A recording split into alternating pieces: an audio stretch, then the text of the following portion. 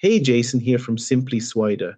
If your washer is leaving black flakes all over your supposedly clean clothes, you're in the right place. In the next 10 minutes, I'll show you exactly how to identify what these flakes are and eliminate them permanently. I have solved this problem hundreds of times in my decade of appliance repair. Before we get started, if you run into any questions, jump into our Facebook group, links in the description. We've got thousands of people helping each other fix their appliances, and I pop in there daily to help out. All right, so here's the thing. Black flakes are probably one of the most puzzling washer problems out there. You're doing laundry, everything seems fine, and then boom, your supposedly clean clothes come out covered in these weird black specks. I've gotten more calls about this issue than I can count, and the homeowners are always completely baffled. Well, today we're going to solve this mystery once and for all.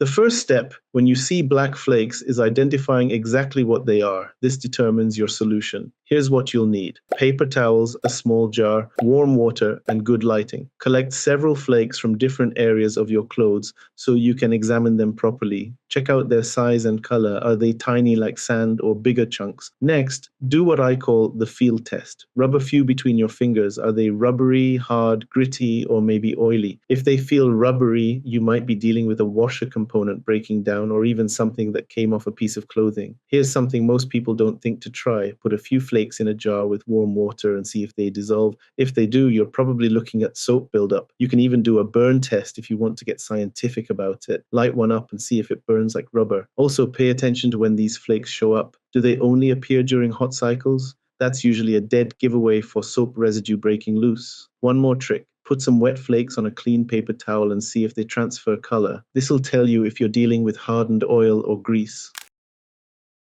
All right, so here's what I see probably 90% of the time. Hardened buildup from detergent and fabric softener. I had this customer call me last month, completely frustrated because she thought her washer was falling apart. Turns out years of soap residue had built up and started flaking off during cycles. Here's what happens. Most detergents and fabric softeners don't completely dissolve or rinse away during the wash. Over time, this stuff accumulates in all sorts of hidden spots throughout your washer. The residue also mixes with minerals in your water, creating this hard, scummy layer that eventually breaks loose and ends up all over your clothes. It's way more common than you'd think, especially if you've got low water pressure or you're using cold water cycles. The soap and softener can combine to form this waxy buildup that just sits there until the washer's movement finally shakes it loose. You can definitely save yourself some money by tackling this yourself instead of calling someone like me out for what might be a simple cleaning job. Now here's where things get interesting. Underneath your agitator or pulsator. This area is like a hidden treasure chest of gunk, and I mean that in the worst possible way. All sorts of stuff gets trapped down there. Detergent residue, fabric softener, lint, pet hair, and I've even found coins and pins lodged under agitators. It's unbelievable what people leave in their pockets. This process takes about 15-20 minutes. First, unplug your washer for safety. Remove the agitator cap to access the bolt underneath. You'll need a socket wrench with an extension since the bolt sits deep. Warning, the agitator can be heavy, so have someone help lift it out. Once removed, expect significant buildup. This area rarely gets cleaned. Use a soft cloth with some mild detergent or white vinegar to clean the inside of the auger, then scrape all that gunk off the bottom. Sometimes I'll take the whole thing outside and hit it with a pressure washer if the buildup is really stubborn. Don't forget to clean the bottom of the tub where the agitator sits. Use a soft brush and keep scraping until you get it all. If your washer has a pulsator instead, just pop the cap off with a screwdriver, remove the mounting screw, and clean around the edges where buildup loves to hide. This one's going to require some real work, but it's often where you'll find the mother lode of buildup. You've got your inner tub that you can see, and it's surrounded by the outer tub that holds all the water. The surfaces between these tubs don't get much action during regular washing, so soap residue just sits there and hardens over time. I remember this repair tech on Reddit saying he finds most of his buildup problems right in this area. This is an advanced repair requiring full washer disassembly, planned for 2-3 hours. For top-load washers like Whirlpool, Maytag, and Kenmore, the steps are: disconnect power, detach the control panel, lift off the cabinet, remove the agitator, unscrew the spanner nut, then access the tub cover. If you're not comfortable with major disassembly, consider calling a professional for this step. Once you get the outer tub disconnected, make sure you unhook the pressure hose, springs, and drain hose. You can finally see what you're dealing with. If the buildup is really tough, I like using a soft brush with some hydrogen peroxide solution. Sometimes I'll drag the whole thing outside and hit it with a pressure washer. Works like a charm.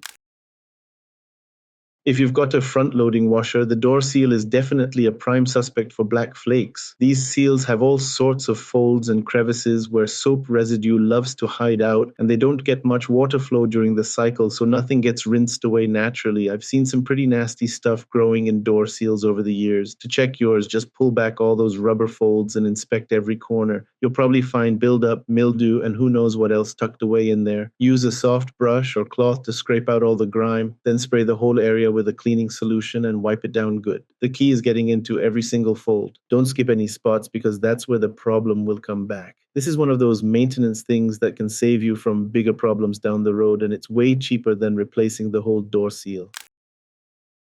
Here's another hiding spot that most people never think to check.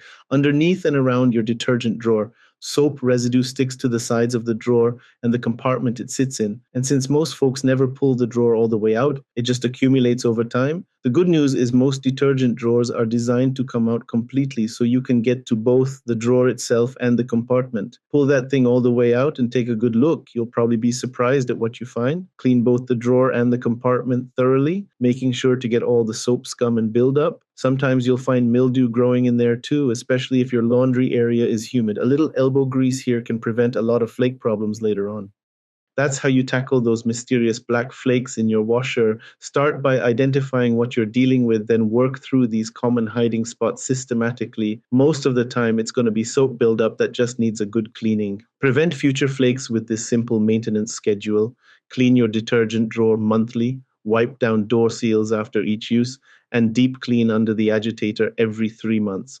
Use only the recommended amount of detergent. More isn't better and creates buildup. If you guys know someone who's having appliance troubles, please send them the link to this video or a link to my channel where I have tons of other videos showing how to fix pretty common issues with appliances, sometimes for free or as little cost as possible. It sure beats having a repairman come out and spending several hundred for them to fix it when it could be something so simple. If this helped you get your washer running clean again, hit that like button and drop a comment below. Let me know which fix worked for you. Really helps other people with the same problem. And if you haven't already, please subscribe to the channel. We'll get this out to more folks who need to save some time and money. Thanks for watching, and I hope you guys have a great day.